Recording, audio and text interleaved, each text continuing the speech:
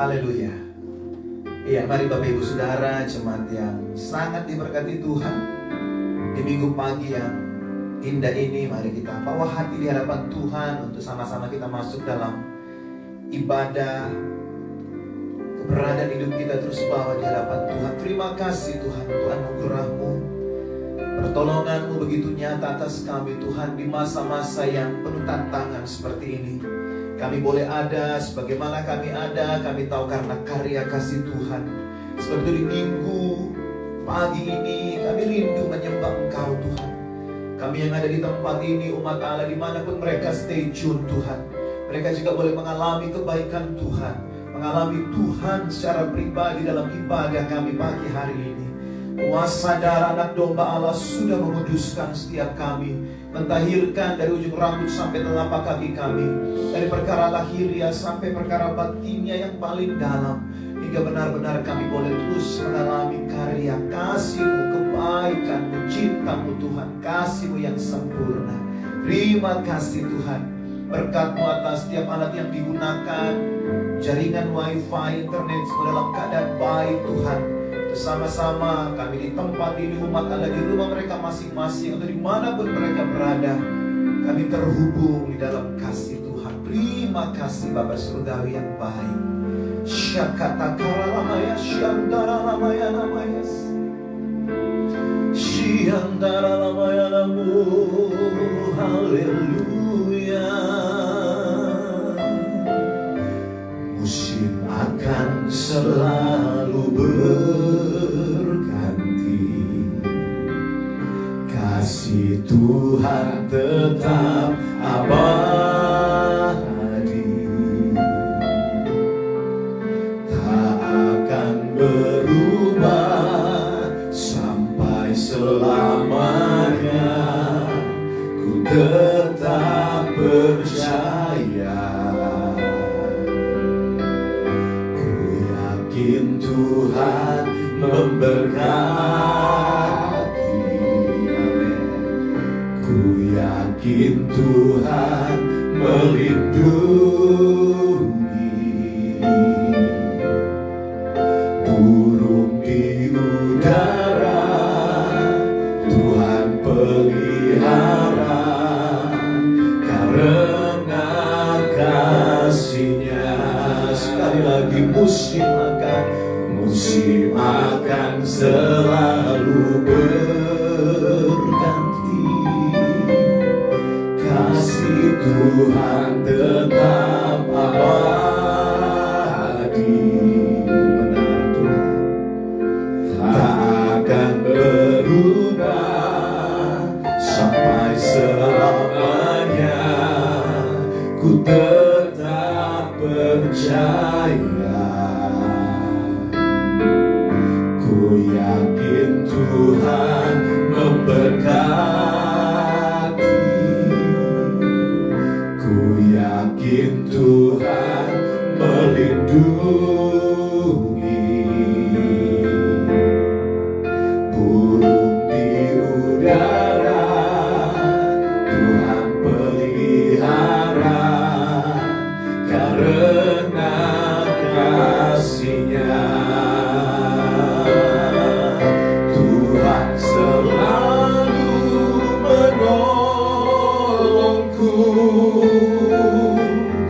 Selalu menjagaku, sehelai di rambut-Mu tak akan terjatuh tanpa seizin-Mu. Tuhan selalu menolongku, selalu menjagaku. Dia mengenyangkanku dan peliharaku seumur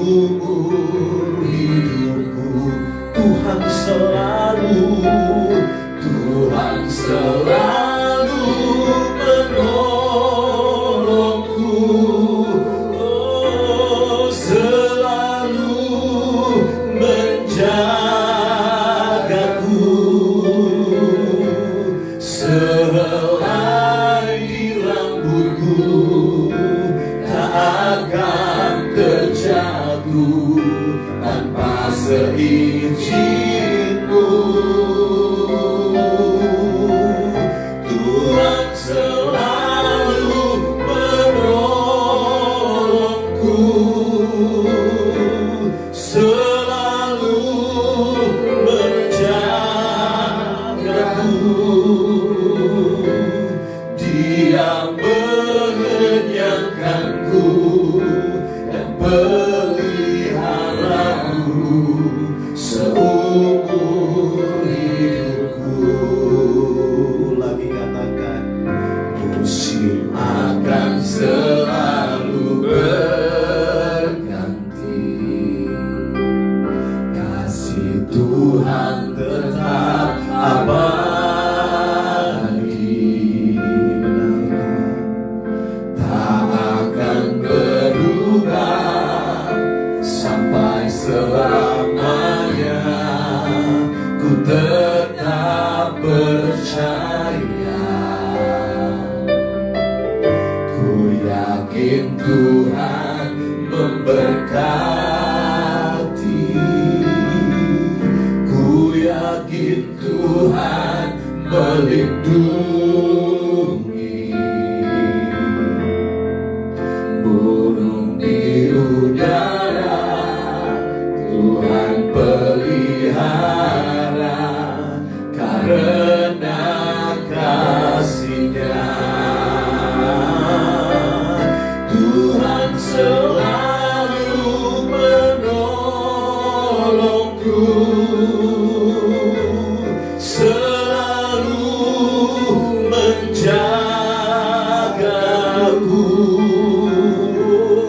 Sehelai di rambutku tak akan terjatuh tanpa seizinku. Oh, Tuhan selalu menolongku, selalu menjagaku. Dia mengenyangkanku dan peliharaku seumur. Dengan percaya katakan, Tuhan selalu menolongku, selalu menjagaku. Sehelai di rambutku tak akan terjatuh tanpa seizinku. Tuhan selalu menolongku, Dia selalu menjagaku. Dia mengenyangkanku dan peliharaku seumur. Sekali lagi angkat hatimu, katakan, Tuhan selalu menolongku. Haleluya, menjagaku. Sehelai di rambutku tak akan terjatuh tanpa seizinku. Mari berserah kepada Allah yang Maha Kuasa itu, selalu menolongku, selalu menjagaku. Dia mengenyangkanku dan peliharaku seumur hidupku. Bersamamu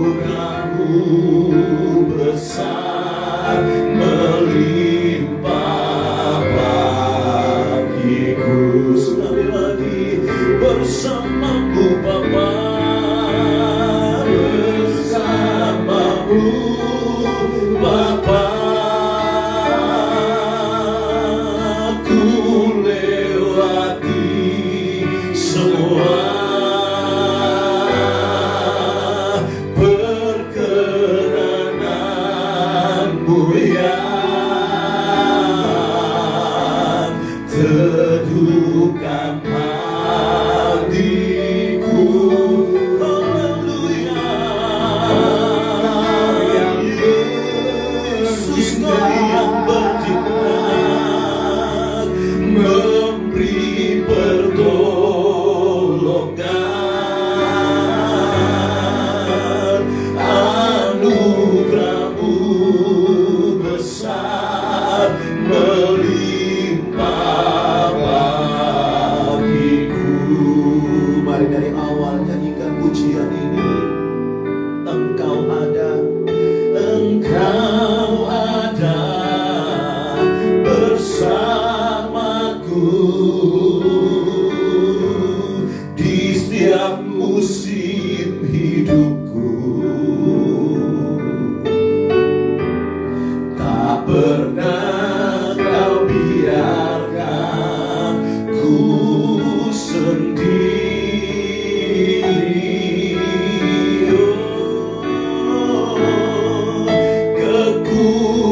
Kekuatan di jiwaku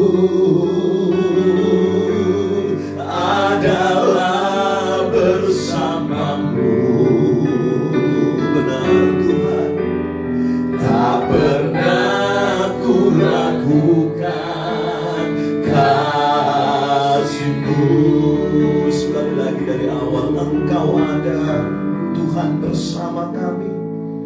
Engkau ada bersamaku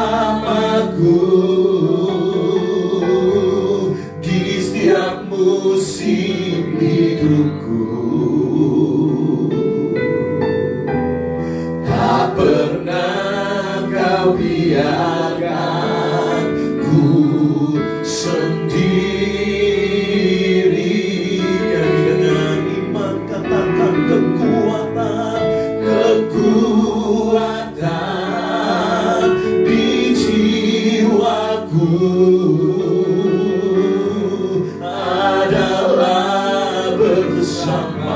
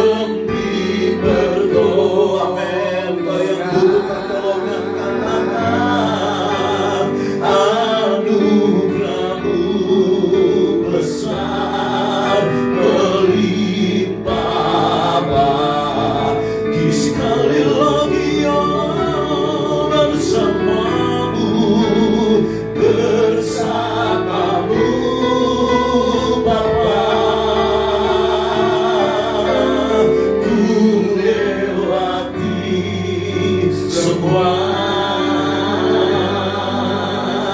berkenanmu yang teguhkan hatiku. Engkau yang bertindak,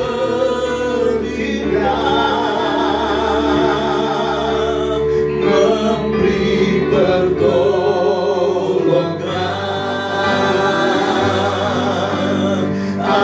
Anugerahmu besar melimpah bagiku. Anugerahmu besar, anugerahmu besar melimpah bagiku. Amin. Sekali lagi anugerahmu Tuhan, anugerahmu besar melimpah bagiku.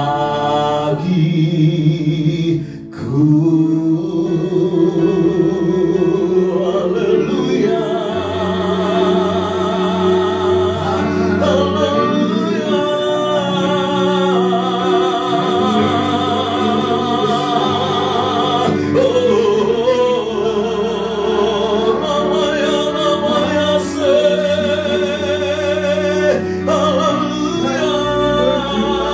Haleluya.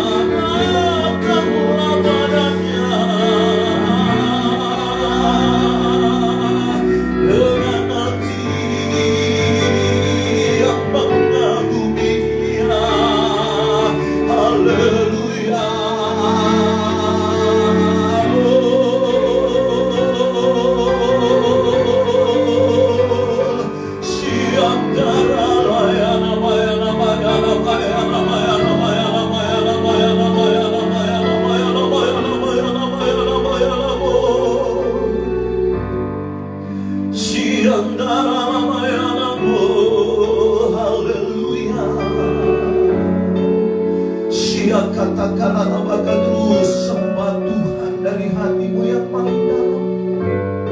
Siap katakan dimanapun engkau ada bersama-sama dalam ibadah siang atau pagi hari ini, terus tengadahkan hatimu. Siap taralama katakanlah ya, siap taralama ya namaya namaya namaya namu. Haleluya, haleluya.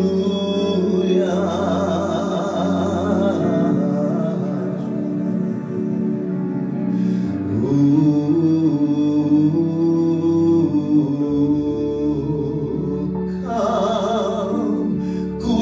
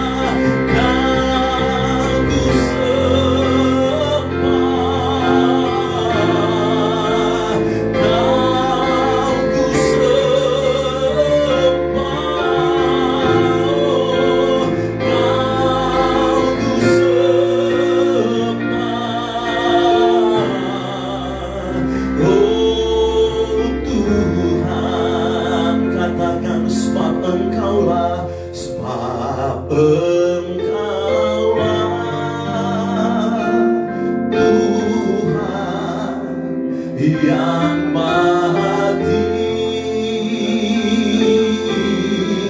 kau ditinggikan, kau ditinggikan dari segalanya, segalanya. Sebab engkaulah, sebab engkaulah Tuhan yang maha mulia, yang maha mulia. Kau dimuliakan, kau dimuliakan dari segalanya. Haleluya, kau ku sembah. Amin. Kau ku sembah. Kau ku sembah.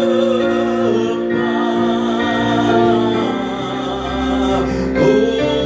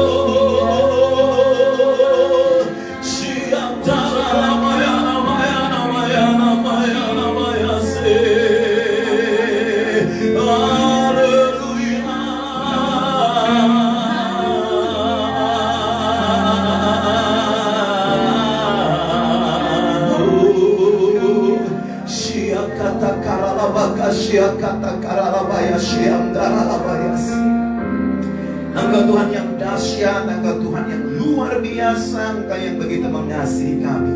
Kami akan terus ada di hadirat-Mu, bersuka cita karena kebaikan Tuhan yang tak pernah berkesudahan dalam hidup kami. Demi nama Yesus, haleluya, amin. Puji Tuhan. Iya, satu pujian, apa yang tak pernah dilihat oleh mata, didengar oleh telinga, Allah sanggup melakukan.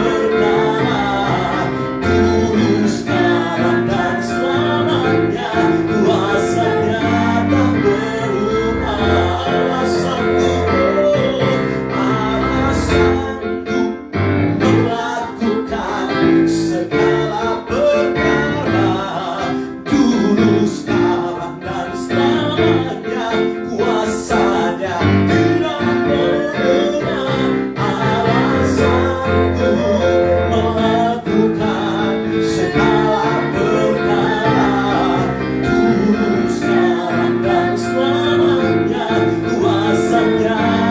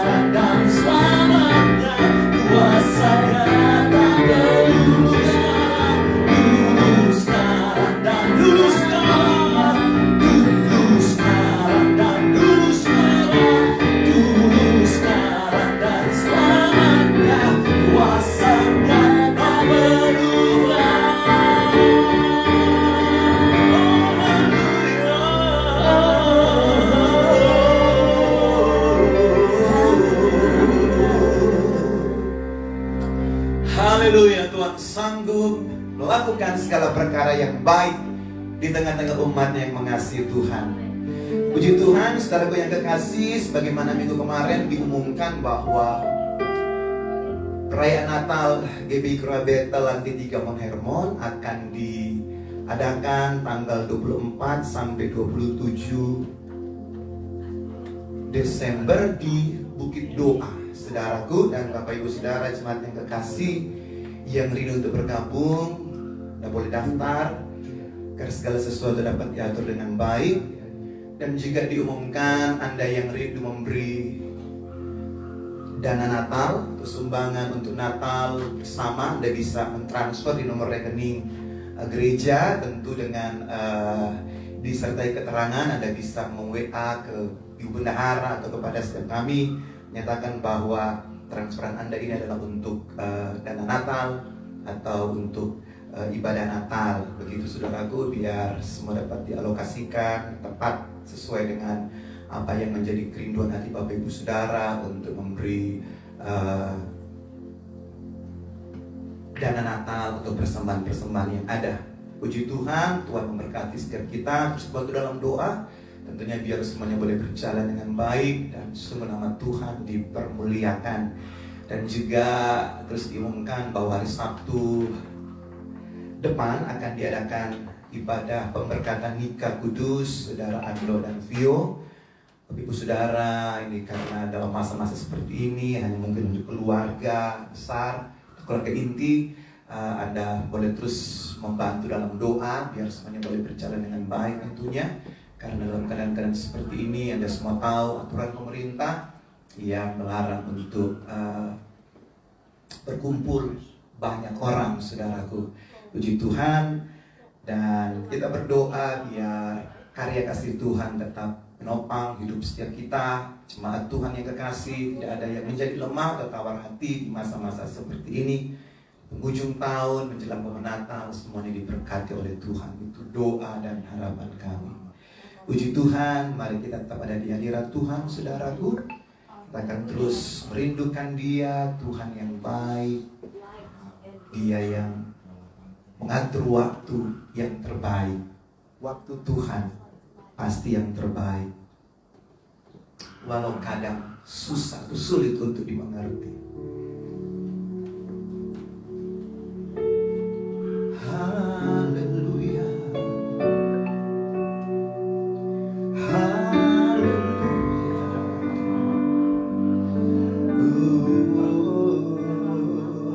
Waktu Tuhan pasti yang terbaik, walau kadang tak mudah dimengerti. Lewati cobaan, ku tetap percaya waktu Tuhan pasti yang terbaik. Waktu Tuhan, waktu Tuhan pasti yang terbaik, walau kadang tak mudah dimengerti. Lewati cobaan, ku tetap percaya waktu Tuhan pasti yang terbaik.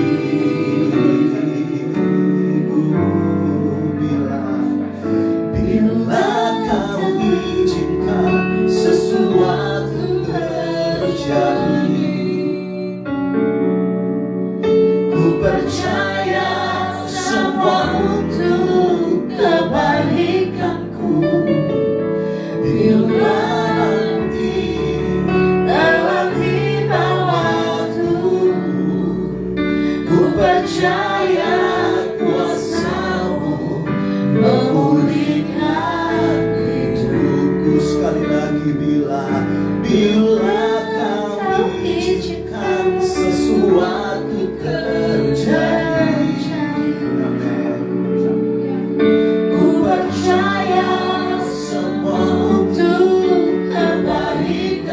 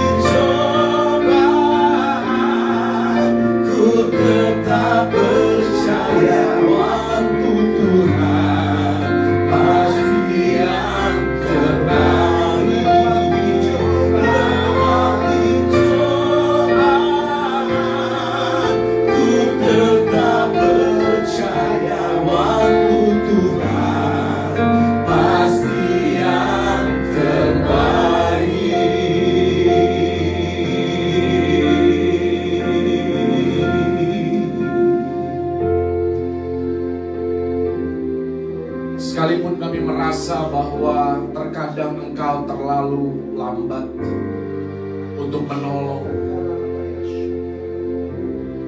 Tetapi kami mau belajar untuk percaya bahwa segala sesuatu indah pada waktunya Tuhan. Tuhan, biar kami boleh belajar untuk lebih lagi mengandalkan Engkau dan bukan mengandalkan kekuatan kami sendiri. Mengandalkan hikmat dan kebijaksanaan yang daripadamu dan bukan kuat dan gagah kami. Biar terus Tuhan Engkau memenuhi kami dengan roh-Mu, roh hikmat dan pengertian, roh nasihat dan keperkasaan, roh pengetahuan dan roh yang takut akan Tuhan. Hidup kami dipenuhi lebih lagi oleh hadirat-Mu, kuasa-Mu, kasih-Mu. Terus Tuhan yang mengubahkan hidup kami menjadi serupa dan segambar dengan Engkau. Bahkan menjelang hari Tuhan, di hari-hari yang sedang berakhir ini, biar kami boleh semakin hidup bagi Tuhan. Dan fokus kami bukan pada diri kami dan keegoisan kami sendiri, tetapi kami mau belajar untuk memiliki fokus seperti fokus-Mu Tuhan. Menjadi berkat bagi orang lain, memuliakan nama Tuhan, dan mempersiapkan diri sebaik-baiknya. Terima kasih Tuhan untuk waktu yang Kau berikan di dalam hadirat-Mu. Biar Kau terus mengurapi kami, Kau terus memberkati kami, dan memberikan kami hikmat-Mu, memberikan kami rema yang daripada-Mu Tuhan. Firman yang mengubahkan hidup kami, firman yang membuat kami hidup lebih lagi bagi kemuliaan nama Tuhan.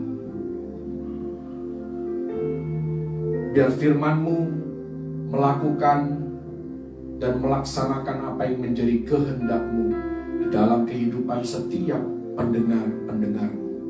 Terima kasih Tuhan. Berkati setiap kami, baik yang mendengar maupun yang berbicara, sama-sama diurapi oleh Tuhan, sehingga kami semua menerima apa yang baik dari Engkau dan menerima apa yang sempurna dari Bapa di surga. Nama Tuhan dipermuliakan. Di dalam nama Tuhan Yesus Kristus. Haleluya. Haleluya. Amin. Amin. Haleluya. Haleluya. Shalom. Shalom.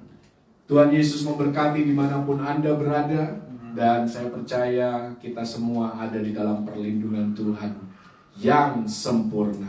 Haleluya.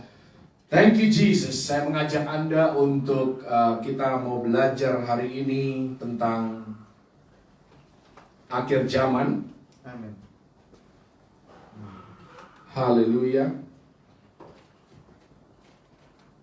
Sambil dipersiapkan,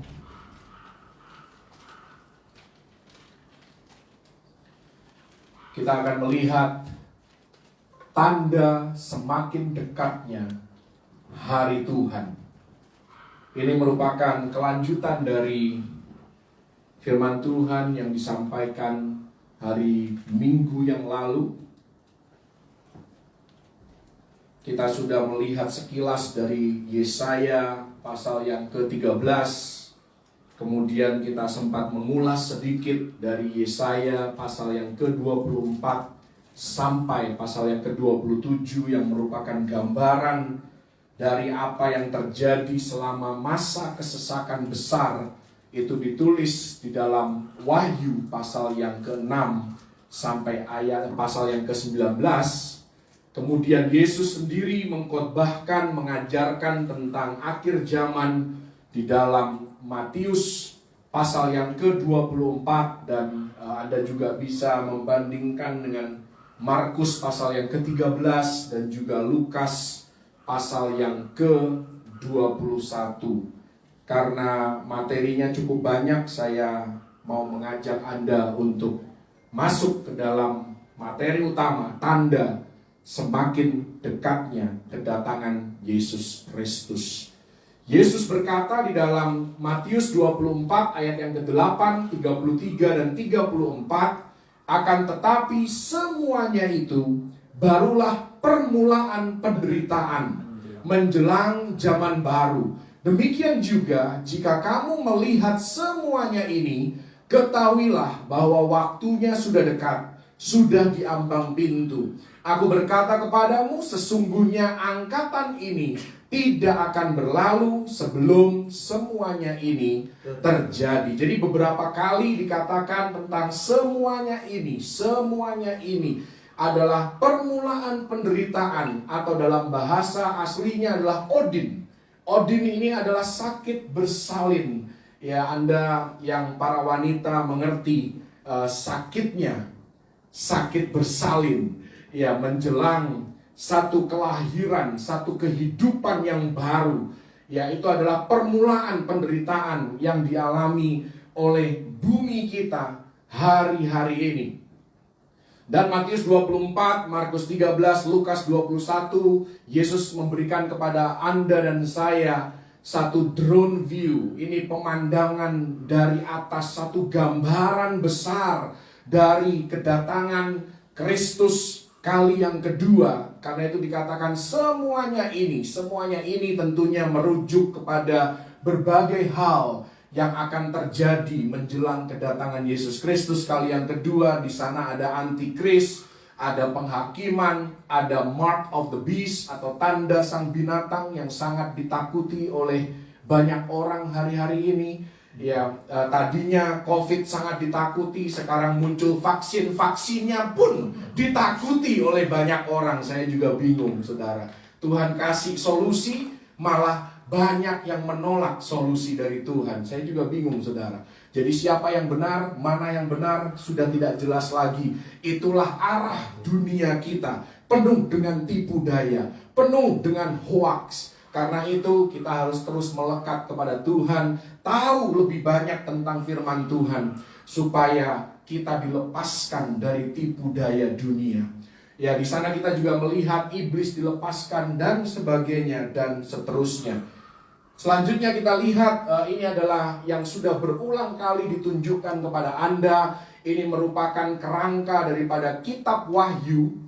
Ya, beserta dengan pasal-pasalnya, dari pasal yang pertama sampai pasal yang terakhir, pasal yang ke-22. Apa yang ditulis di sana, Wahyu 1 sampai 3 itu berbicara tentang gereja Tuhan di bumi yang akan ditutup dengan rapture. Dan rapture sendiri dibicarakan di berbagai tempat, di berbagai ayat, pasal di dalam Alkitab kita. Yohanes 14, Lukas 24, Kisah 1, 1 Korintus 15, 1 Tesalonika 4. Ya, setelah rapture, gereja ada di sorga. Ini ditulis di dalam Wahyu 4 dan 5, serta Wahyu pasal yang ke-19, di mana gereja di sorga akan melalui satu pengadilan bema, di mana mereka akan menerima upah dari Tuhan untuk segala pekerjaan yang sudah dilakukan selama hidupnya. Itu ditulis dalam 1 Korintus 3, 2 Korintus pasal yang ke-5. Setelah itu bumi ini akan masuk ke masa tribulasi, Wahyu 6 sampai 18, dan diakhiri Wahyu 19, yaitu dengan kedatangan Yesus Kristus kali yang kedua. Setelah itu kita akan masuk ke dalam zaman 1000 tahun, kerajaan di mana Yesus Kristus akan memerintah di bumi. Itu ditulis di 6 ayat yang pertama dari Wahyu pasal yang ke-20. Di akhir masa kerajaan 1000 tahun akan ada pengadilan tahta putih, yang disingkat di sini sebagai PTP. Itu ayat 7 sampai 15 dari Wahyu pasal yang ke-20. Kemudian 2 pasal terakhir di dalam kitab Wahyu menuliskan tentang orang-orang percaya yang akan tinggal di rumah Tuhan selama-lamanya bersama-sama dengan Bapa di surga. Saya akan mengulas minimal ada 10 tanda dari kedatangan Yesus Kristus kali yang kedua. Kita lihat tanda yang pertama, dan kata kuncinya di setiap tanda yang ada adalah global. segala sesuatu yang diprediksikan oleh firman Tuhan itu bersifat global. Itulah artinya bahwa kedatangan Yesus Kristus sudah semakin dekat. Ya, yang pertama adalah tanda telekomunikasi global. Ya, Wahyu 11 ayat 9 dan 10, dan orang-orang dari segala bangsa dan suku dan bahasa dan kaum melihat mayat mereka. Ini berbicara tentang dua saksi Allah yang akan diutus di awal masa kesesakan besar untuk berkhotbah kepada orang-orang Yahudi, ya, khususnya terkonsentrasi di Israel. Tetapi ketika mereka mati, dikatakan di sini seluruh dunia melihat. Ya, ini artinya berbicara tentang ya bahwa dunia kita, dunia di mana hal itu terjadi nantinya, itu sudah terkoneksi. Bukankah dunia kita sudah terkoneksi hari-hari ini? Mereka semua akan melihat mayat mereka 3,5 hari lamanya, dan orang-orang itu tidak memperbolehkan mayat mereka dikuburkan. Dan mereka yang diam di atas bumi, jadi bukan hanya di Israel, tetapi semua orang yang ada di bumi pada waktu itu, mereka bergembira dan bersuka cita atas mereka itu, dua saksi Allah itu, dan berpesta dan saling mengirim hadiah. Bayangkan saudara, ya, seorang pendeta mati, ya, yang selama ini dikhotbahin oleh pendeta itu sangat senang mendengarnya bahwa pendeta itu mati. Bahkan mereka saling tukar menukar hadiah. Ya, kapan di zaman sejarah manusia bisa saling mengirim hadiah? Bukankah kita hidup di zaman ini, di zaman seperti yang ditulis dalam ayat ini, bahwa kita bisa saling mengirim hadiah? Baik Anda tinggal di Indonesia, kemudian Anda punya kerabat di Amerika, Anda bisa mengirim hadiah ke Amerika. Demikian juga sebaliknya. Katakan di sini, karena kedua nabi itu telah merupakan siksaan bagi semua orang yang diam di atas bumi. Tersiksa jiwanya karena manusia akhir zaman semakin jahat dan semakin tidak mau bertobat. Wahyu 17 ayat yang ke-8, dan mereka yang diam di bumi, yaitu mereka yang tidak tertulis di dalam kitab kehidupan sejak dunia dijadikan, akan heran apabila mereka melihat bahwa binatang itu telah ada, namun tidak ada dan akan muncul lagi. Ini berbicara tentang bangkitnya Antikris sebagai penguasa dunia, dan itu pun akan dilihat oleh seluruh penduduk dunia, yang menunjukkan bahwa Anda dan saya, ya, karena kita sudah hidup di dunia yang sangat terkoneksi, karena itu tidak lama lagi Yesus Kristus akan mengangkat gerejanya dan menyatakan hari Tuhan atas bumi ini. Mari kita lihat slide berikutnya, betapa terkoneksinya seluruh dunia. Ya, titik-titik biru ini berbicara tentang ya para viewers, mereka yang melihat tayangan Facebook di seluruh dunia. Yang hijau ini berbicara tentang para broadcaster. Ini adalah yang menyiarkan siarannya, dan itu pun sudah ada di seluruh penjuru dunia.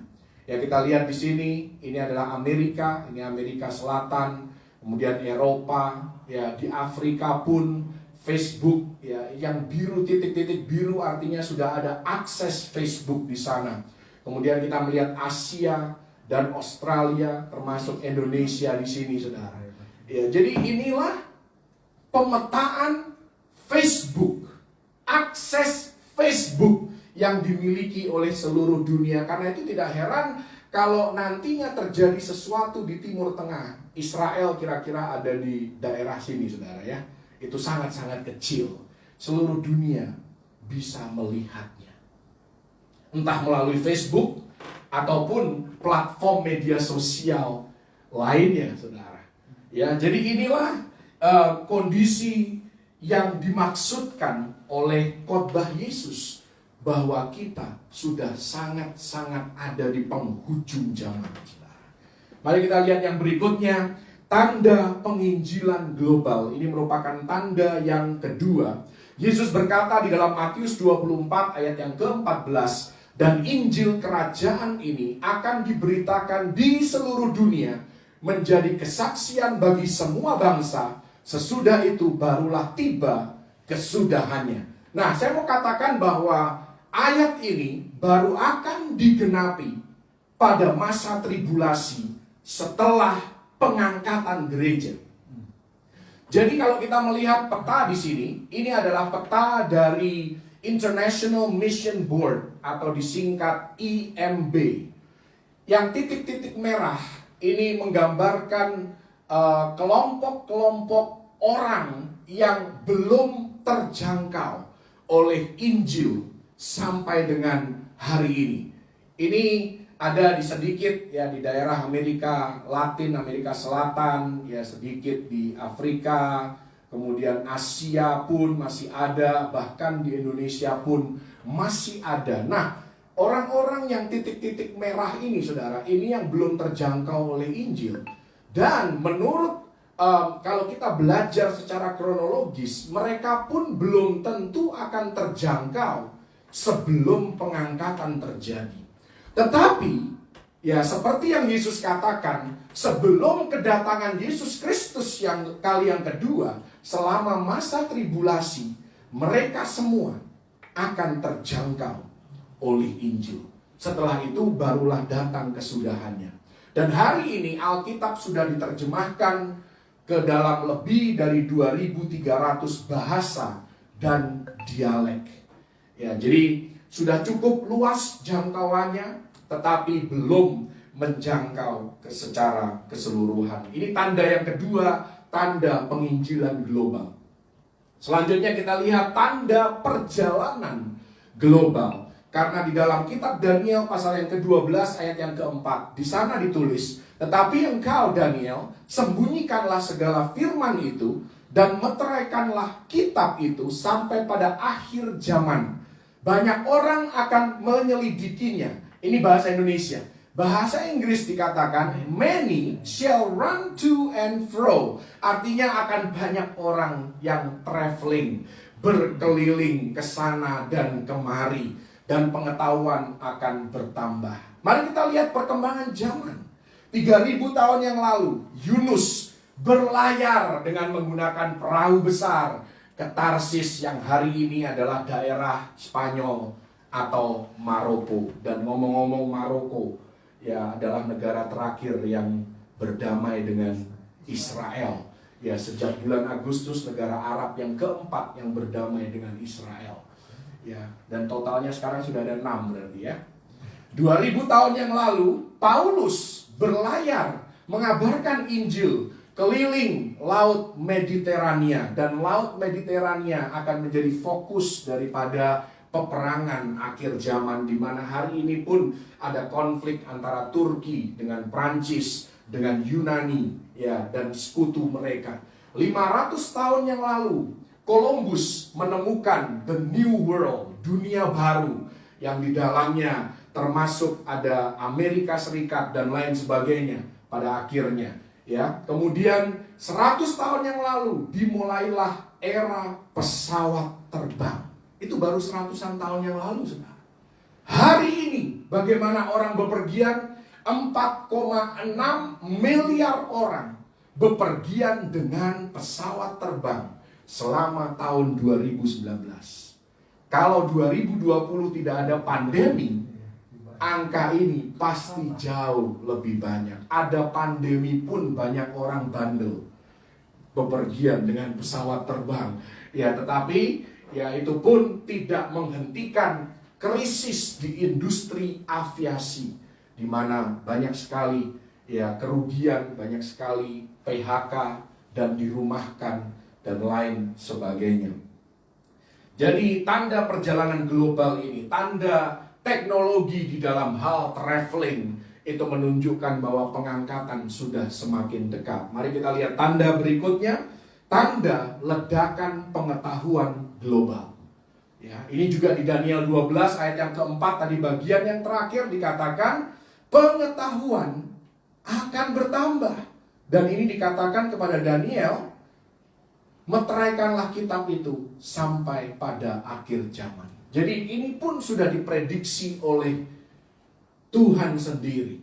Kalau Anda melihat, ya dulu kita masih berbicara tentang kilobyte, ya kan? Bahkan hari ini pun kita masih dengar megabyte, ya gigabyte gitu. Tetapi sebenarnya dunia pengetahuan itu sudah sampai di level zettabytes. Betapa jauhnya kita kalau kita masih bicaranya gigabytes. Ya, bahkan sekarang sudah ada external hard disk yang kapasitasnya terabytes. Ya, tapi kalau kita bicara tentang database, Anda mau mengumpulkan data, mengumpulkan informasi yang banyak, Anda tidak cukup dengan terabytes. Ya, perlu zettabytes. Bahkan saat ini sudah diperkenalkan yottabytes. Jadi kapasitas pengetahuan, kapasitas informasi secara global itu semakin hari semakin diekspansi, semakin besar. Dan kalau Anda kepengen tahu seperti apa sih zettabytes, kita sudah punya gambaran lah, megabytes, gigabytes, kita sudah tahu gambarannya. 1 zettabyte itu sama dengan kurang lebih Anda mengkonsumsi informasi dari 87 surat kabar setiap hari dan Anda membaca setiap berita yang ada. Itulah kapasitas 1 zettabyte. Bayangkan kalau seseorang punya kapasitas otak 1 zettabyte.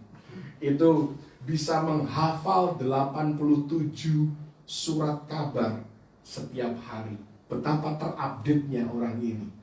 Ya. Dan kalau kita melihat sejarah daripada informasi atau pengetahuan itu sendiri, ya, dari sejak tahun 1750 sampai 1900-an membutuhkan waktu 150 tahun untuk pengetahuan itu menjadi 2 kali lipat. Antara 1900 sampai 1950 itu perlu 50 tahun untuk pengetahuan menjadi 2 kali lipat. Ya, lebih singkat lagi hanya butuh 10 tahun untuk pengetahuan menjadi double. Itu antara tahun 1950 sampai 1960. Ya, ini cuma 10 tahun saja, Saudara. Kemudian hanya membutuhkan waktu ya antara 1960 sampai 1992 hanya dibutuhkan waktu 5 tahun sekali untuk pengetahuan itu berlipat ganda 2 kali lipat. Dan hari ini tahun 2020 informasi atau pengetahuan itu berlipat ganda setiap 73 hari. Ini hanya lebih dari 2 bulan saja. Hanya dalam waktu 2 bulan Anda punya handphone hari ini, Anda baru beli handphone yang terbaru, 3 bulan kemudian handphone Anda sudah tidak paling canggih di antara handphone yang ada, Saudara. Jadi sudah muncul ya pengetahuan yang baru, handphone yang baru. Ya, dan kita melihat hari-hari ini makanya dunia kita dipenuhi dengan gadget. Apalagi ada yang namanya Google. Anda bisa mendapatkan dan memperoleh informasi apapun di dalam Google. Ada konsekuensi negatif dari bertambahnya pengetahuan. Kedurhakaan bertambah banyak. Dosa semakin mudah untuk diakses hanya dengan 1 klik. Hanya dengan ya Anda akses ke Google, Anda bisa cari apapun. Kalau dulu orang mau belajar sihir, mereka harus pergi ke perpustakaan atau mereka harus ya datang secara sembunyi-sembunyi mendapatkan buku petunjuk. Hari ini Anda mau belajar tentang sihir, Anda tinggal ketik sihir, ilmu sihir di Google dan Anda akan mendapatkan banyak sekali informasi. Akhirnya apa? Terjadi dosa yang semakin bertambah-tambah. Bahkan manusia menjadi semakin sulit untuk bertobat. Selalu menyalahkan Tuhan untuk bencana. tidak pernah mau introspeksi diri, mau kehidupan yang nyaman dan lain sebagainya. Itulah konsekuensi negatif daripada bertambahnya pengetahuan. Mari kita lihat tanda yang berikutnya, tanda iklim global. Yesus berkata di dalam Lukas 21 ayat 25 dan 26, dan akan ada tanda-tanda pada matahari dan bulan dan bintang-bintang, dan di bumi bangsa-bangsa akan takut dan bingung menghadapi deru dan gelora laut. Orang akan mati ketakutan karena kecemasan berhubung dengan segala apa yang menimpa bumi ini, sebab kuasa-kuasa langit akan goncang. Bayangkan saudara, manusia mati di sini bukan terkena bencananya, tetapi manusia mati karena ketakutan, karena kecemasan. Dan ini saya pikir awalnya dulu adalah hal yang bodoh, tetapi ternyata tidak konyol-konyol amat. Karena ya seperti saya pun di dalam lingkungan keluarga ada orang-orang tertentu yang saking takutnya sampai dia bisa rasa tubuhnya sakit. Ya, karena ketakutan, karena kecemasan, dengar ya berita tentang si A positif COVID, langsung jantungnya deg-degan, langsung dia takut luar biasa. Nah, itulah yang akan terjadi, dan bahkan lebih sering lagi terjadi. Orang mati karena ketakutan, karena kecemasan dari tanda-tanda iklim global, tanda-tanda alam. Kita lihat statistik berikutnya. Ini yang sudah terkumpul sampai tahun 2018 tentang bencana alam. Ini dari sejak tahun 1980-an ya, sampai 80 sampai 2018. Ini dibagi warna merah, ini berbicara tentang peristiwa atau bencana geofisik yang adalah gempa bumi, tsunami, kemudian gunung meletus. Kemudian yang hijau ini adalah peristiwa meteorologis. Ini berbicara tentang berbagai jenis badai, taifun dan lain sebagainya. Kemudian yang biru ini berbicara tentang bencana hidrologis atau banjir, kemudian ada pergerakan tanah dan lain sebagainya. Dan yang terakhir ini bersifat klimatologis. Ya, ini adalah extreme temperature atau cuaca-cuaca ekstrim, ya, kekeringan. Kemudian ada juga forest fire, ini kebakaran hutan dan lain sebagainya yang hari-hari ini juga makin marak. Ya, kita lihat di sini dari tahun 1980 sampai 2018 grafiknya cenderung naik secara jumlah.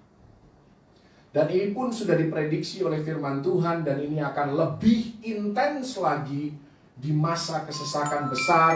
Wahyu 8 ayat 5 dikatakan di sana ada guruh dan halilintar, ada gempa bumi. Ayat 7 hujan es dan api. Sekarang di tempat-tempat yang biasa tidak ada hujan es, sudah mulai terjadi hail atau hujan es.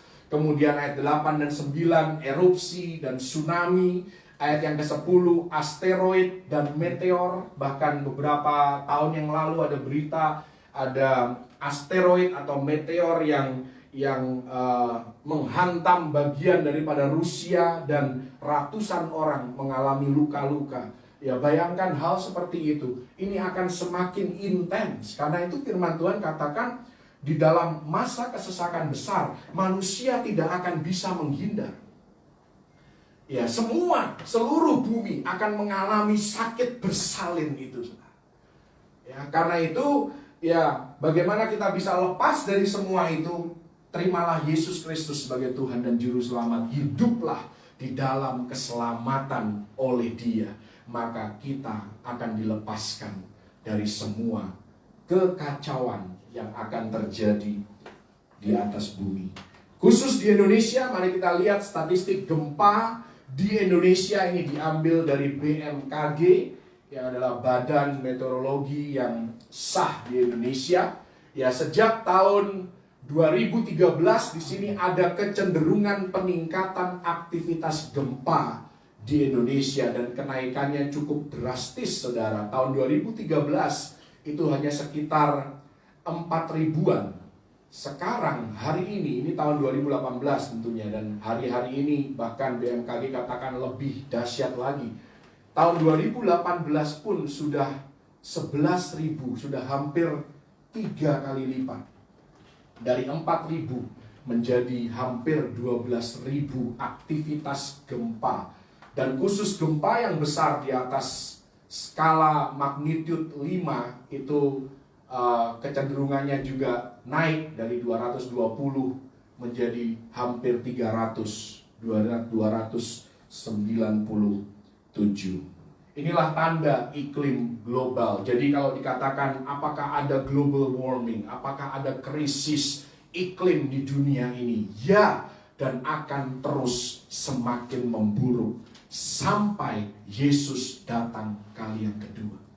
Jadi Yesus memberikan kepada Anda dan saya kadang-kadang berpikir bahwa saya ini orang yang sangat-sangat pesimis. Tetapi saya mau katakan Yesus adalah orang yang pesimis juga terhadap keadaan bumi di masa yang akan datang. Semakin mendekati kedatangannya kali yang kedua, Yesus juga semakin pesimis terhadap kondisi dunia di mana Anda dan saya hidup ini. Jadi jangan merasa bersalah Anda merasa pesimis tentang masa depan bumi ini. Tapi kalau tentang masa depan Anda, kita harus belajar untuk optimis. Haleluya.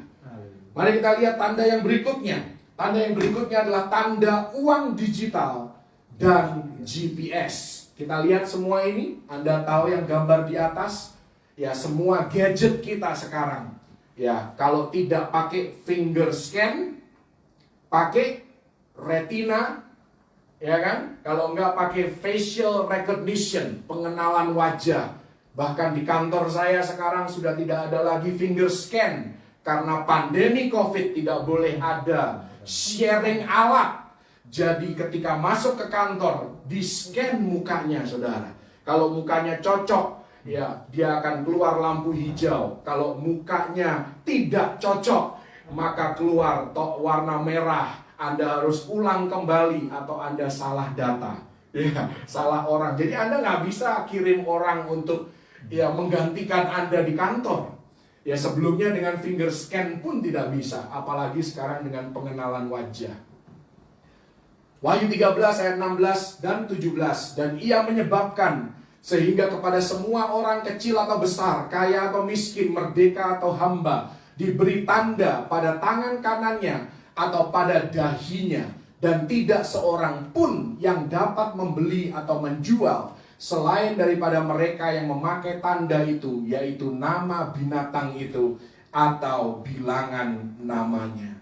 Dan orang sangat takut dengan tanda sang binatang ini. Padahal kalau Anda perhatikan, kitab Wahyu itu ditulis secara kronologis.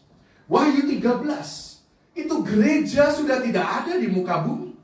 Gereja sudah mengalami pengangkatan. Jadi kalau Anda orang percaya kepada Yesus, Anda tidak perlu takut dengan yang namanya the mark of the beast. Haleluya.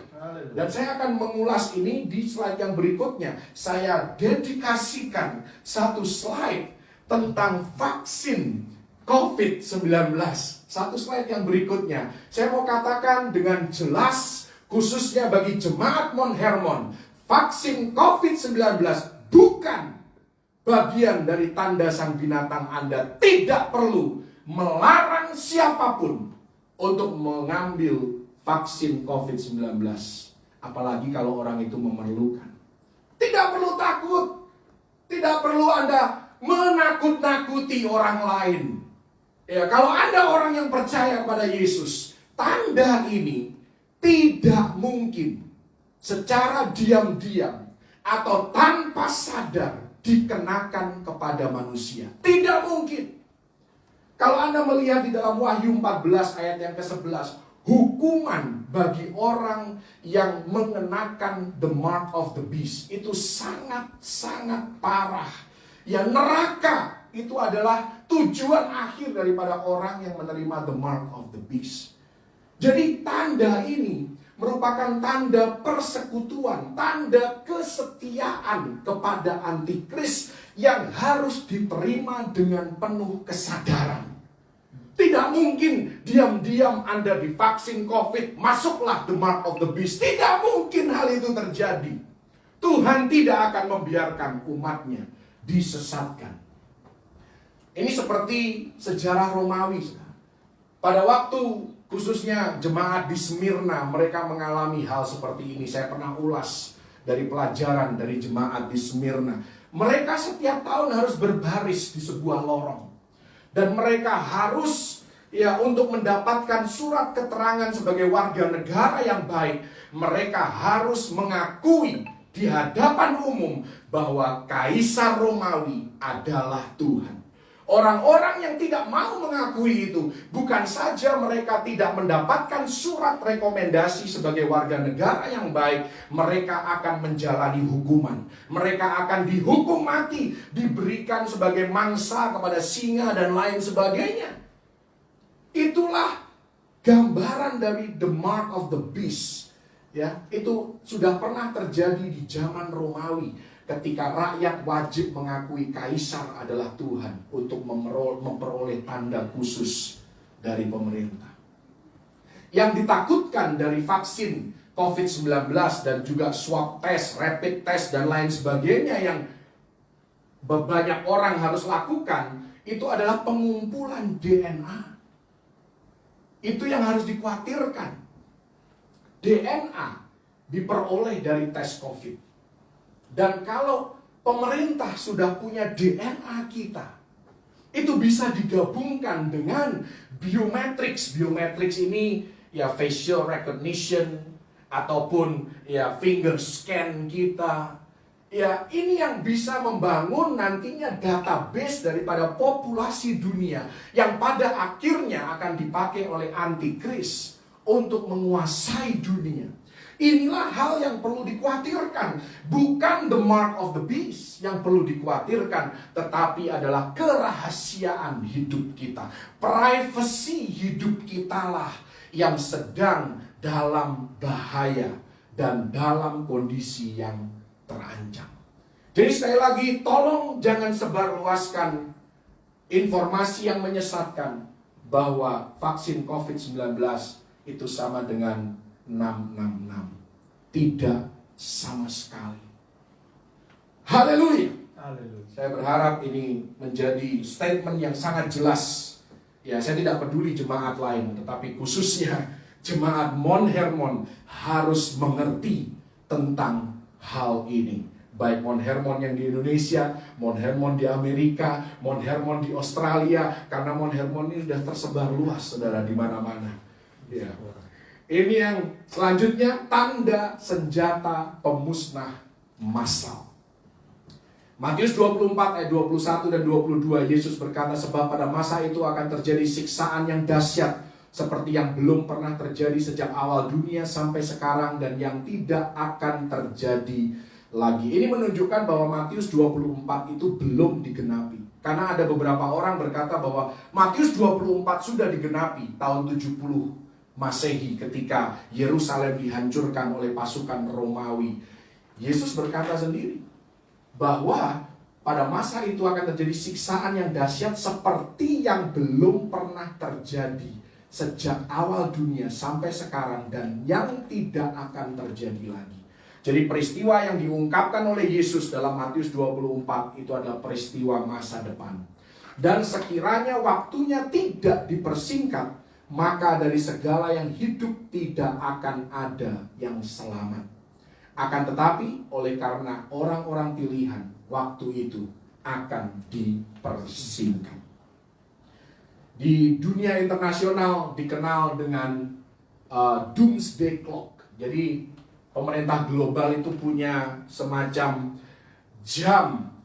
Kalau jam ini sudah di 12, itu seperti midnight, jam 12 tengah malam, itulah the end of the world. Itulah akhir daripada dunia ini. Tahun 91, jam dunia ini, Doomsday Clock ini, itu masih 17 menit kurang. Ya, waktu itu perang dingin berakhir, kemudian Amerika dan Rusia mulai mengurangi kepemilikan senjata nuklir mereka. Tetapi tahun 53 itu tiba-tiba dari kurang 17 menit tinggal menjadi kurang 2 menit.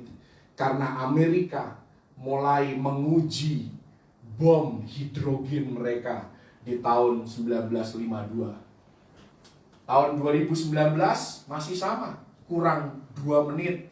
Karena tidak ada kemajuan di dalam kesepakatan tentang senjata nuklir dan juga krisis daripada iklim secara global, tidak ada kesepakatan. Itu tahun 2019.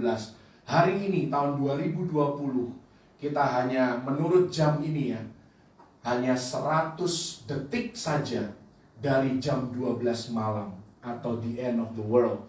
Kenapa? Karena semakin tereskalasinya ya perang nuklir, dan banyak negara yang saling bersaing untuk memperbanyak jumlah senjata nuklir mereka. Mari kita lihat slide yang berikutnya, memberikan gambaran kepada kita semua. Ini adalah jumlah senjata nuklir yang ada di seluruh dunia yang tercatat secara resmi.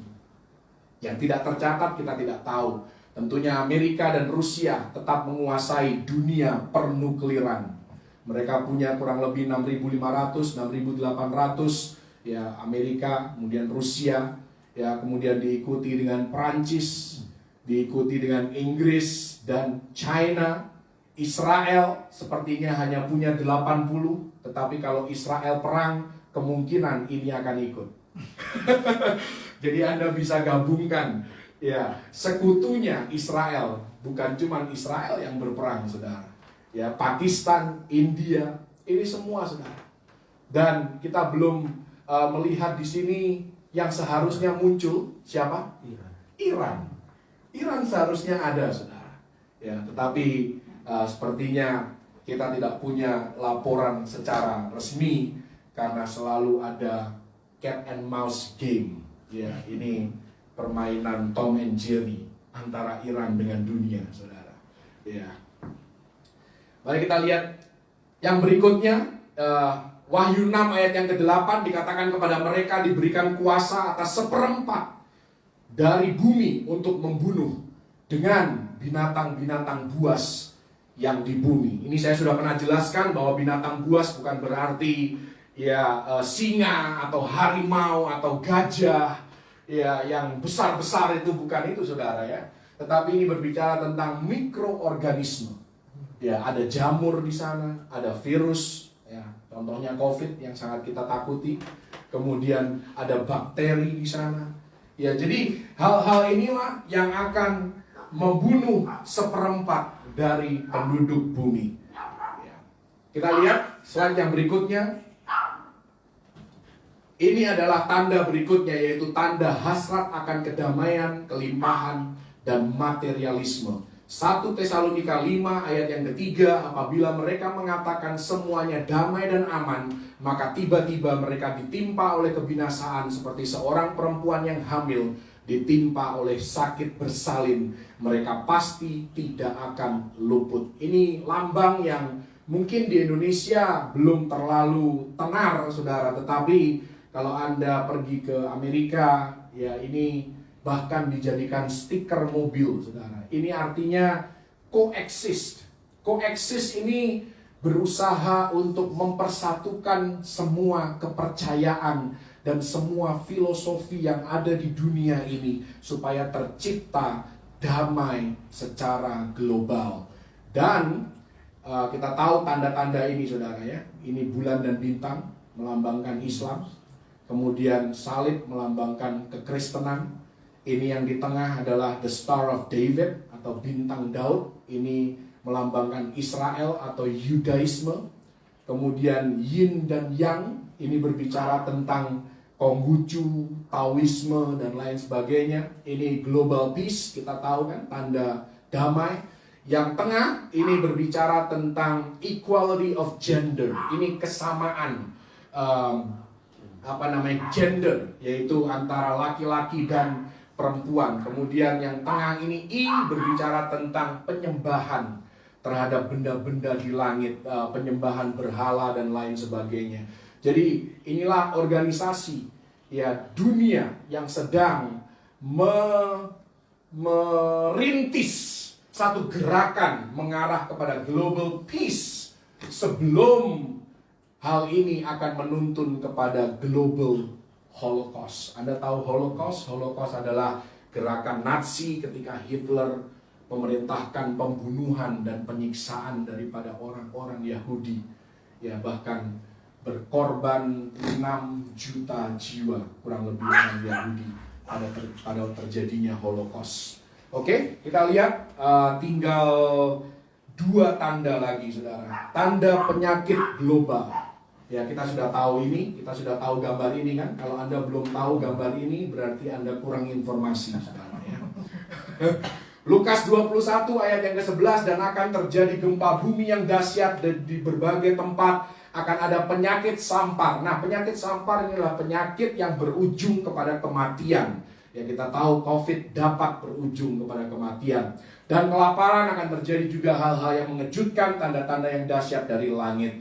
Ini merupakan COVID, maksudnya merupakan peristiwa global pertama dari permulaan penderitaan.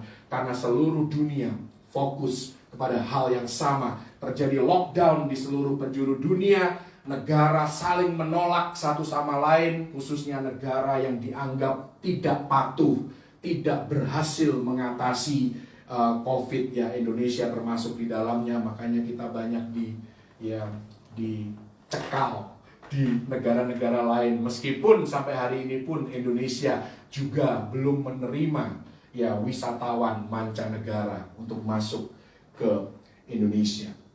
Yang tadi saya sudah singgung, DNA dapat dikumpulkan melalui berbagai tes yang ada. Kita lihat slide yang berikutnya. Di samping COVID sebenarnya masih ada juga bakteri-bakteri yang lain yang merupakan bakteri yang resistan terhadap antibiotik apapun. Dan ini pun sudah masuk ke dalam radarnya WHO untuk menjadi perhatian dan diberikan prioritas secara khusus. Ini adalah jenis-jenis daripada bakteri yang ada yang juga dapat berujung kepada kematian. Oke, mari kita lihat tanda yang terakhir, tinggal 2 slide lagi. Ini tanda yang ke-10, tanda kebencian global terhadap bangsa Yahudi. Ya, Zakaria 12 ayat yang ke-3, maka pada waktu itu aku akan membuat Yerusalem menjadi batu untuk diangkat bagi segala bangsa. Siapa yang mengangkatnya pastilah mendapat luka parah. Segala bangsa di bumi akan berkumpul melawan dia. Kalau Anda mau tahu rumus daripada perang Harmagedon, ini rumusnya, saudara. Israel ditambah Rusia ditambah Iran itu sama dengan perang Harmagedon. Dan semuanya itu sedang menuju ke sana. Kapan di dalam sejarah umat manusia Rusia pernah bekerja sama dengan Turki? Tidak pernah. Hari ini mereka berkoalisi, mereka bersekutu. Semuanya ini, saudara, sedang menuju kepada akhirnya, kepada kedatangan Yesus Kristus kali yang kedua. Saya berharap Anda punya sense of urgency untuk hidup bagi Tuhan lebih dan lebih lagi. Slide yang terakhir, menyambut kedatangan Yesus Kristus kali yang kedua. Martin Luther berkata, ini adalah bapa reformasi iman.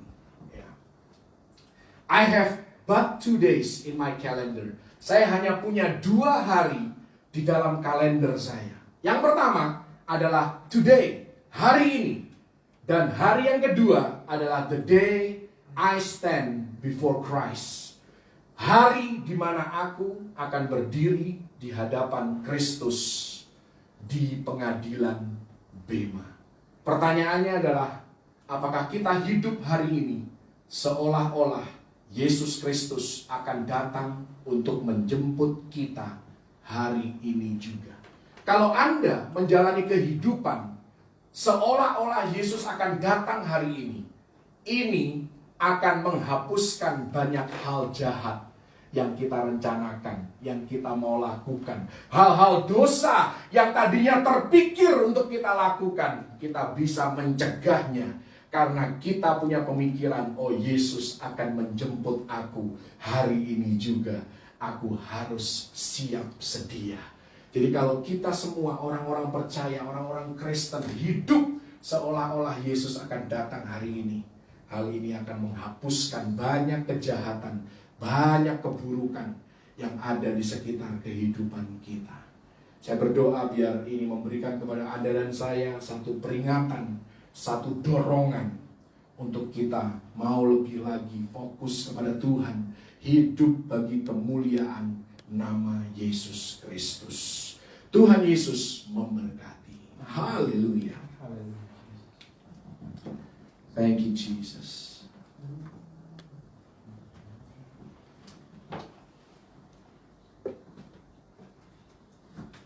Haleluya.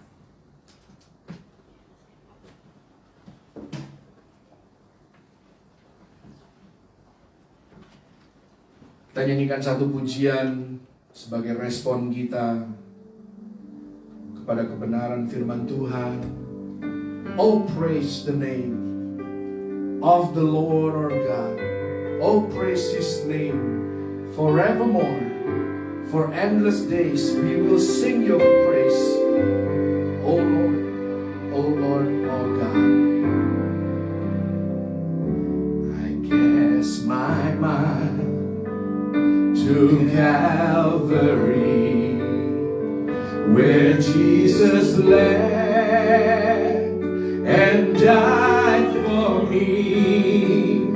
I see His wounds, His hands, His feet, my Savior on that cursed tree. His body bound, His body bound, and drenched in tears, they laid Him down in Joseph's tomb, the entrance sealed by heavy stone. Messiah still and all alone. Oh, praise the name, oh, praise the name of the Lord our God. Oh, praise His name forevermore. For endless days we will sing your praise, oh Lord our God. Then on the third, and break of dawn, the Son of Heaven, rose again. Oh, tremble death, where is your sting? The angels cry for Christ the King. Oh, praise the name, oh, praise the name of the Lord our God. Oh, praise His name forevermore. For endless days we will sing your praise, oh Lord our God. He shall return in robes of light. The blazing sun shall pierce the night, and I will rise among the saints. My grace rests on Jesus' face. Oh, praise the name of the Lord our God.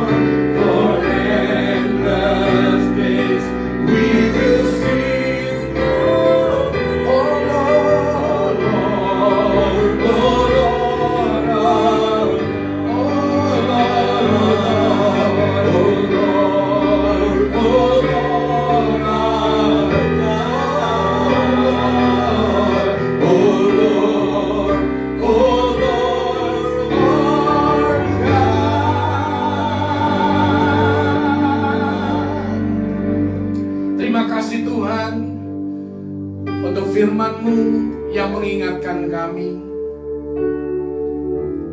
supaya kami hidup di dalam jalan-jalan-Mu lebih lagi Tuhan. Supaya kami menanti-nantikan Engkau. Tuhan, kami mau belajar lebih lagi untuk hidup seolah-olah Engkau akan datang untuk menjemput kami hari ini. Karena hal itu pun bisa terjadi dalam hidup kami. Ajar kami untuk lebih lagi Tuhan. Hidup bagi Tuhan. Bukan bagi kedagingan, bukan bagi hawa nafsu, bukan bagi keegoisan kami, tetapi hidup memuliakan Engkau Tuhan. Biar kami terus Tuhan dipimpin oleh Roh Kudus dalam kehidupan kami, melakukan hal-hal yang menyenangkan hati-Mu, yang memberkati orang lain, yang mempermuliakan nama Tuhan. Meteraikan firman-Mu menjadi satu peringatan bagi kami untuk kami lebih lagi melekat dengan Engkau, lebih lagi mengasihi Engkau, dan membawa sebanyak mungkin jiwa untuk masuk ke dalam rumah Bapa dan tinggal bersama-sama dengan Engkau untuk selama-lamanya. Lindungi kami Tuhan di saat dunia ini semakin tidak terkendalikan. Engkau yang memegang hidup kami. Engkau yang mengatur hidup kami. Engkau yang menetapkan langkah-langkah orang yang hidupnya berkenan kepadamu. Karena itu pimpin kami dan tuntun kami Tuhan. Terima kasih Yesus untuk kesempatan yang Kau berikan untuk kami boleh mendengar firman-Mu, boleh belajar firman-Mu, sempurnakan firman-Mu, biar setiap kami boleh mengerti, memahami, dan mendapatkan sesuatu untuk kami kerjakan, untuk kami lakukan, untuk hormat kemuliaan bagi nama Tuhan. Tuhan, kami juga menyerahkan seluruh keberadaan hidup kami, anak-anak-Mu yang saat ini ada bersama-sama dengan kami, baik di tempat ini maupun secara online. Engkau memberkati setiap kami, dimanapun anak-anak-Mu berada. Engkau menjamah, Engkau menyembuhkan, Engkau menguatkan, Engkau menghibur, dan Engkau yang memimpin menuntun hidup kami Tuhan. Hari-hari ini dan hari-hari yang akan datang, kami serahkan dalam tangan kekuatan-Mu, biar kami dijauhkan dari segala mara bahaya, celaka maupun maut, virus, bakteri, penyakit tidak dapat menyentuh kehidupan kami. Kami diberikan kesehatan ilahi, sehingga kami dapat memuliakan Engkau dengan tubuh jasmani kami. Engkau menempatkan kami di tempat yang benar pada saat yang tepat. Kami mengalami kasih karunia yang daripada Tuhan, dan setiap senjata yang ditempa terhadap kami tidak akan berhasil. Di dalam nama Tuhan Yesus Kristus, karena penyertaan perlindungan-Mu sempurna atas hidup kami. Semua yang direncanakan, baik ibadah yang ada Tuhan, siang hari ini ibadah remaja, ibadah sekolah minggu, ibadah minggu malam, nanti malam, Engkau memberkati ibadah-ibadah, oh Tuhan, sepanjang minggu yang akan kami lewati, ibadah setiap malam, dan juga ibadah WBI, doa semalaman. Kami menyerahkan dalam tangan kekuatan-Mu, biar gereja-Mu di tempat ini semakin berdampak, dan semakin Engkau perluas jangkauan kami, sehingga lebih banyak orang, lebih banyak jiwa diselamatkan, lebih banyak jiwa didewasakan dan bertumbuh melalui pelayanan di tempat ini. Kami juga menyerahkan Tuhan Yesus rencana untuk pemberkatan nikah kudus daripada Ando dan Vio hari Sabtu minggu yang akan datang. Engkau Tuhan yang mempersiapkan segala sesuatu sehingga semuanya berjalan dengan baik. Oh Tuhan, segala sesuatu Tuhan dapat dinikmati dan hadirat-Mu terlebih Tuhan akan menyertai Tuhan.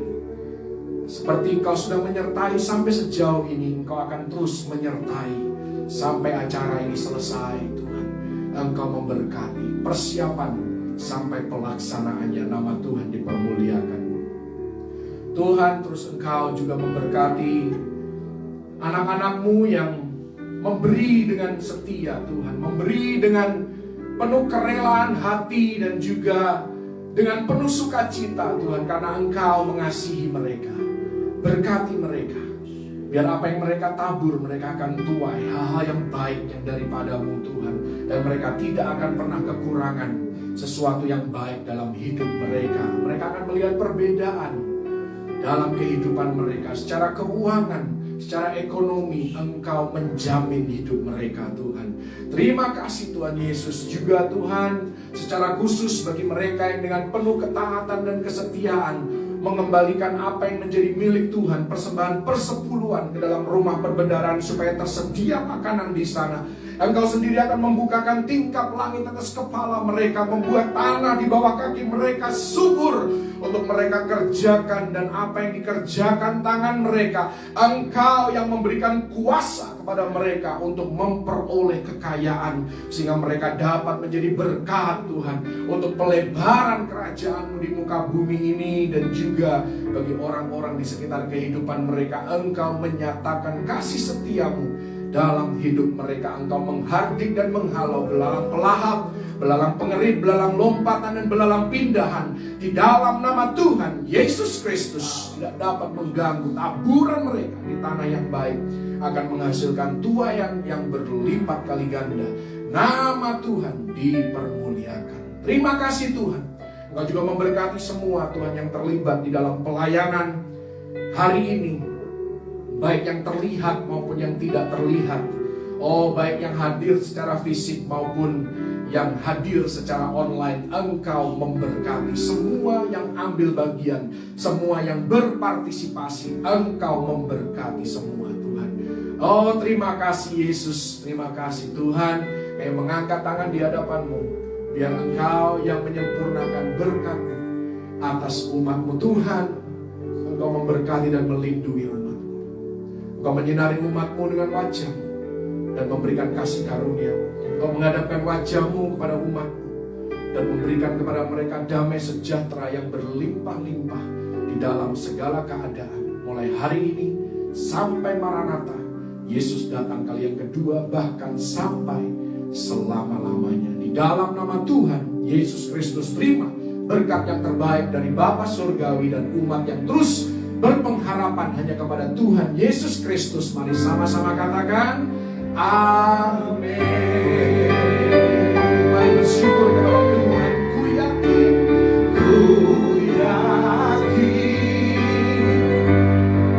Engkau memberkati aku berlimpah-limpah.